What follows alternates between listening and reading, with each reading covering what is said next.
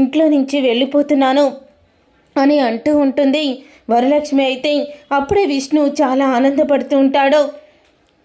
పిల్లలు మీ దగ్గరే ఉంటాడు, నేను ఒంటరిదాన్ని, ఇంకా ఒంటరిగానే బ్రతుకుతాను అని చెప్పి వరలక్ష్మి అయితే ఉదయమే వెళ్ళిపోతానని విష్ణుతో చెప్తుంది. ఇదంతా ఇలా జరుగుతూ ఉండంగానే ఇక పిల్లలు అయితే డ్యాన్స్ చేస్తూ ఉంటారు. పిల్లలు సరదాగా డ్యాన్స్ చేస్తూ ఉంటే వేదవతి అయితే క్లాప్స్ కొడుతూ ఉంటుంది.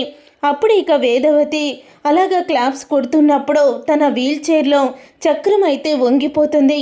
వంగిపోవడంతో తను కింద పడిపోయి పక్కనే ఉన్న టీపాయి మీద తల పడడంతో తన తలకి గాయమవుతుంది.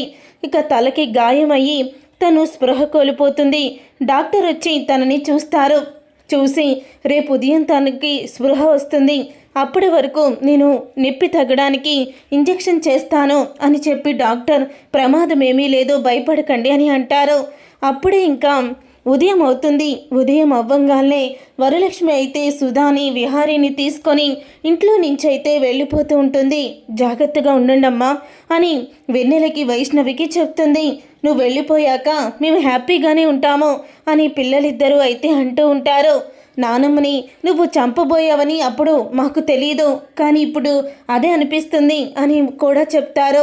దాంతో ఇంకా బాధపడుతూ వెళ్ళిపోతూ ఉంటే అమ్మా వరలక్ష్మి ఆగమ్మా అని అంటూ వేదవతి లోపల నుంచి పిలుస్తుంది వరలక్ష్మిని.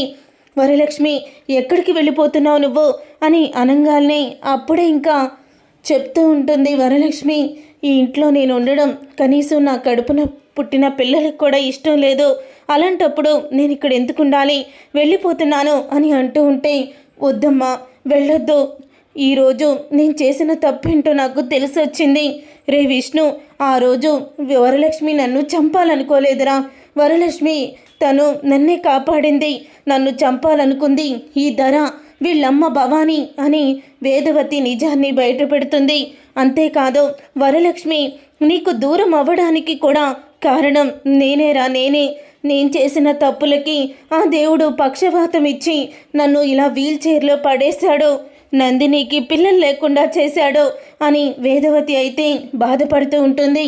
నాకు కాదమ్మా పిల్లలు లేకపోయింది, ఆయనలో తేడా, నువ్వు చేసిన తప్పేముంది అని నందిని అంటూ ఉంటుంది. అప్పుడే అజయ్ కోపంగా నాకు కాదు పిల్లలు పుట్టింది నీకే, లోపముంది నీలోనే అని అజయ్ షాకిస్తాడు. ఈ విషయం సుధాకి తెలుసు. ఆ రోజు పిల్లలు పుట్టడానికి నీ కాఫీలో ట్యాబ్లెట్లు కలుపుతూ ఉంటే నందినికి అన్యాయం చేస్తావా అని నన్ను నిలదీసినప్పుడు తనకి నిజం చెప్పాను. నందినికి పిల్లలు పుట్టాలని నీ గురించే తను తాపత్రయపడింది. ఒక చెల్లెలిగా నన్ను హద్దుకుంది తప్ప తను మరొక సంబంధంతో నన్ను హద్దుకోలేదు. అది చూసి మీ అమ్మ పొరపాటు పడి నీకు చెప్తే నువ్వు కూడా సుధాని అవమానించావు అని అజయ్ అయితే నిజాన్ని బయట పెడతాడు. అప్పుడే ఇక విష్ణు అయితే ఏంటమ్మా నువ్వు చెప్పేది అని వరలక్ష్మిని పట్టుకొని వేదవతిని అడుగుతూ ఉంటాడు. వేదవతిని పట్టుకొని అప్పుడే అవునరా వరలక్ష్మి ఏ తప్పు చెయ్యలేదో అని వేదవతి చెప్తుంది. అప్పుడే పిల్లలిద్దరైతే నాన్న నువ్వు చూడగలుగుతున్నావా, నువ్వు చూస్తున్నావా, నీ కంటి చూపు పోలేదా అని పిల్లలు అడుగుతారు. అప్పుడే ఇక లేదమ్మా, కేవలం మీ అమ్మ నుంచి మిమ్మల్ని దూరం చేయడానికి నేను ఆడిన నాటకం ఇది అని నిజాన్ని బయట పెట్టేస్తాడు విష్ణు. అయితే ఇక విష్ణు నిజాన్ని బయట పెట్టేయడంతో అప్పుడే ఒక్కసారి వరలక్ష్మి షాక్ అయిపోతూ ఉంటుంది.